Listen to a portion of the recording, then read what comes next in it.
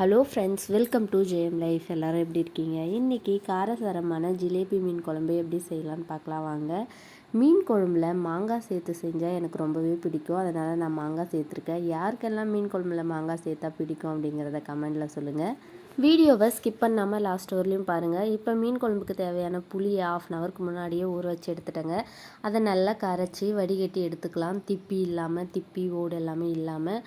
இப்போ இந்த ஜிலேபி மீன் எல்லாமே க்ளீன் பண்ணி வச்சுருக்கு. அந்த புளி தண்ணியில் 2 ஸ்பூன் மிளகாத்தூள், தேவையான அளவு உப்பு, கொஞ்சமாக மஞ்சத்தூள், இன்னும் நம்ம நல்லா காரசாரமாக வைக்க போகிறோம் இல்லைங்களா, அதனால் தனி மிளகாய் தூள் 1 ஸ்பூன் சேர்த்து நல்லா கரைச்சிக்கலாம். இதோட ஒரு நல்ல பழுத்த தக்காளியும் கரைச்சிக்கலாம். நல்லா பிசைஞ்சு விட்டு கரைச்சிக்கோங்க. இதோட 1 ஸ்பூன் தனியாத்தூள், அதாவது மல்லித்தூள் சேர்த்து இதெல்லாமே நல்லா மிக்ஸ் பண்ணி வச்சுக்கலாம். இப்போது ஒரு கடாயை வச்சு நல்லா சூடானதுக்கப்புறம் எண்ணெய் ஊற்றிக்கலாம். இது எங்கள் வீட்டில் இருக்க மசாலா டப்பாங்க. நான் என்னென்ன வச்சுருக்கேன்னு பாருங்கள். சோம்பு, சீரகம், மிளகு, கடலப்பருப்பு, வெந்தயம், கடுகு, தனியா, இது எல்லாமே தான் என்னோடய மசாலா டப்பாவில் இருக்குது. எண்ணெய் நல்லா சூடாயிடுச்சு. இப்போ கொஞ்சமாக கடுகு, சீரகம், வெந்தயம் இது எல்லாமே நல்லா போட்டு பொரிய விட்டுடலாம். இப்போ பூண்டு சேர்க்க போகிறேன். பூண்டு ஒரு 10லேருந்து 20 இருக்கும். இதை நீங்கள் அப்படியேவும் சேர்க்கலாம். கொஞ்சமாக இடித்து சேர்த்திங்கன்னா நல்லா வாசனையாக இருக்கும். ஆனால் நான் இடிக்கல, அப்படியே தான் சேர்த்துருக்கேன்.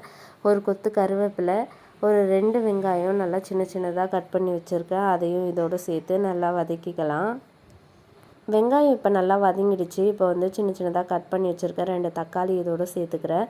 தக்காளி சீக்கிரம் வதங்கிறதுக்காக கொஞ்சமாக கல் உப்பு சேர்த்துக்கலாம். அப்போ தான் சீக்கிரமாக வதங்கிடும். தக்காளி நல்லா வதங்கினதுக்கப்புறம் ரெடி பண்ணி வச்சுருக்க இந்த புளி தண்ணியை இதோடு சேர்த்துக்கலாம். இப்போ உப்பு, காரம் எல்லாம் கரெக்டாக இருக்கான்னு செக் பண்ணிக்கோங்க. செக் பண்ணிவிட்டு ஒரு மூடி போட்டு நல்லா கொதிக்க விட்டுடலாம். ஒரு மாங்காவை நல்லா பெரிய பெரிய பீஸாக கட் பண்ணி எடுத்துருக்கேன். இப்போ மீன் குழம்பு கொதிக்கும் போது இந்த மாங்காவை நம்ம போடலாம். முன்னாடி போட்டோம்னா மாங்காய் குழஞ்சிடும். அதனால் நான் இப்போ தான் சேர்க்குறேன். இதோட ஒரு 3 பச்சை மிளகாவும் சேர்த்துடலாம். இது எல்லாமே நல்லா கொதித்து இன்னொரு கொதி வந்ததுக்கப்புறம் ஜிலேபி மீன் நல்லா கழுவி சுத்தப்படுத்தி எடுத்து வச்சுருக்கேன். அதையும் இதோடு சேர்த்துக்கலாம். மீன் சேர்த்த உடனே நம்ம கரண்டி வச்சு கிண்டி விட்டுருங்க. நல்லா மீன் எல்லாமே அந்த குழம்புல முங்குற மாதிரி. நீங்கள் வெந்ததுக்கப்புறம் மிக்ஸ் பண்ணி விட்டிங்கன்னா மீன் எல்லாமே உடஞ்சிடும். அவ்வளோதாங்க. நல்லா டேஸ்டியான காரசாரமான ரொம்ப ஈஸியாக சிம்பிளாக வைக்கக்கூடிய ஜிலேபி மீன் குழம்பு ரெடி ஆகிடுச்சு. வீடியோ பிடிச்சிருந்தால் லைக் பண்ணுங்கள். உங்கள் ஃப்ரெண்ட்ஸ் அண்ட் ரிலேட்டிவ்க்கும் ஷேர் பண்ணுங்கள். மறக்காமல் நம்ம சேனலை சப்ஸ்கிரைப் பண்ணி சப்போர்ட் பண்ணுங்கள் ஃப்ரெண்ட்ஸ். நன்றி, வணக்கம்.